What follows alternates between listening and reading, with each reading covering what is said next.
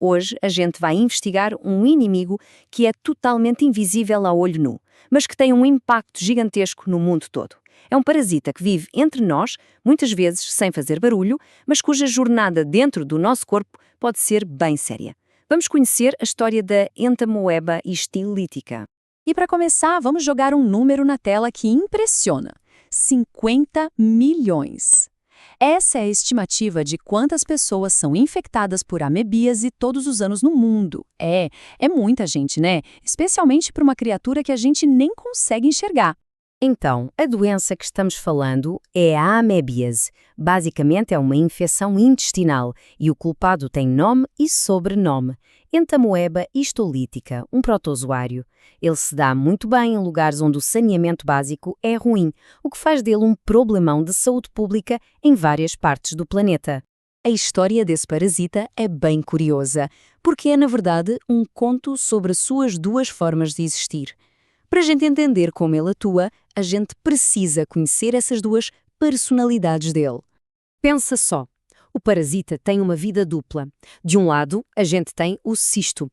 Ele é como se fosse uma semente super resistente, uma cápsula de sobrevivência pronta para infectar. Do outro lado, o trofozoito. Essa é a forma ativa, o invasor que se mexe, se alimenta e, bem, causa todo o estrago no nosso corpo. Um é o veículo de transmissão, o outro é a arma. E quando a gente olha para eles, a diferença é gritante. Dá uma olhada. À esquerda, o cisto, todo redondinho, robusto, feito para aguentar o tranco lá fora. Já à direita, o trofozoito, com uma forma toda irregular, móvel, pronto para ação. A aparência deles já entrega o jogo, né? Mostra exatamente qual é a função de cada um. Ok, então, como é que essa semente resistente se transforma num invasor ativo dentro da gente? Vamos mergulhar agora no ciclo de vida para entender direitinho como essa jornada acontece. O caminho começa quando a gente engole os cistos, o que geralmente acontece por meio de água ou comida contaminada. Eles viajam pelo nosso sistema digestivo até chegar no intestino, e é lá que a mágica, ou melhor a tragédia, acontece. Eles se rompem, liberando os trofozoítos, que começam a colonizar tudo. Para simplificar, o processo todo tem 4 etapas principais. Primeira, a ingestão. Segunda, a eclosão lá no intestino delgado. Terceira, a multiplicação, já no intestino grosso. E agora vem o ponto-chave. A quarta fase é uma encruzilhada. Ou os trofozoítos partem para cima e invadem a parede do intestino, causando a doença, ou eles se transformam de novo em cistos para serem eliminados e continuarem o ciclo de transmissão por aí. Agora que a gente já entendeu o ciclo do parasita, vamos focar no resultado dessa invasão, a doença em si, a amebíase. E aqui vem uma informação que pode surpreender. A grande maioria das pessoas infectadas, tipo uns 80%, não sente absolutamente nada. São portadores silenciosos. Mas, naqueles outros 20%, a coisa pode se manifestar como uma doença intestinal, tipo uma colite, ou, o que é mais raro e bem mais grave, de forma extraintestinal, que é quando o parasita consegue escapar do intestino. As manifestações da amebíase variam bastante. A forma que não dá sintoma nenhum é a mais comum. A forma invasiva intestinal é a que causa aqueles sintomas clássicos de colite, sabes? Diarreia, dor de barriga. Mas a forma extraintestinal, essa é a mais temida.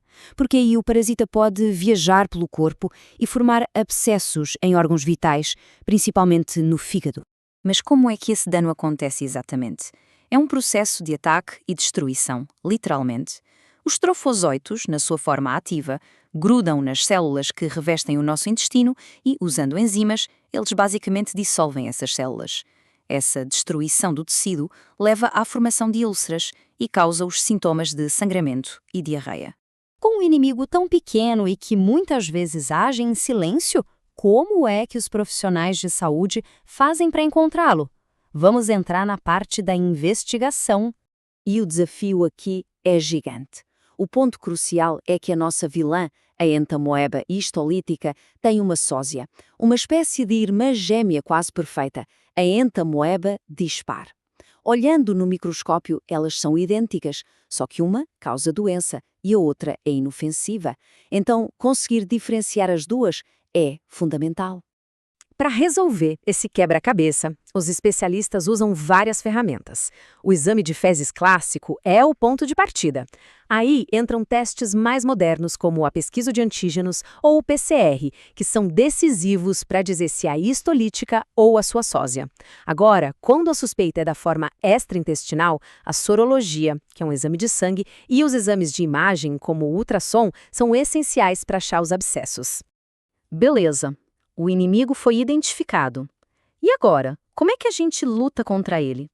Vamos para a nossa última parte, a defesa. O tratamento é uma estratégia de 2 golpes. Primeiro, usa-se um remédio, um amepsida tecidual, para atacar e eliminar os trofozoitos invasores, aqueles que estão causando a doença ativa. Mas isso não basta. Depois é preciso um segundo medicamento, um amepsida luminal, para fazer uma limpeza e acabar com os cistos que ficaram para trás no intestino. E por que essa segunda fase é tão, mas tão importante? Porque se os cistos não forem eliminados, a pessoa pode até ter uma recaída mais para frente. Ou mesmo que se sinta bem, ela continua sendo um portador, espalhando os cistos por aí e mantendo o ciclo da doença vivo. É uma questão de saúde individual e também de saúde pública. Mas como em tantas batalhas na vida, a melhor defesa é não precisar lutar, né? A prevenção é, sem sombra de dúvida, a nossa arma mais poderosa contra esse parasita. E as medidas de prevenção são aquelas coisas básicas, mas que têm um poder imenso. Lavar bem as mãos, garantir que a água que a gente bebe é segura, higienizar e cozinhar bem os alimentos e, claro, educar as comunidades sobre como o parasita é transmitido. São ações simples, com um poder de proteção enorme. E tudo isso nos deixa com uma reflexão final, né? Diante de um parasita tão complexo e de uma doença tão espalhada, talvez a nossa arma mais forte não venha de um laboratório super moderno, mas de algo tão básico quanto água limpa e sabão. Fica a pergunta: será que a higiene é a solução definitiva para esse inimigo invisível?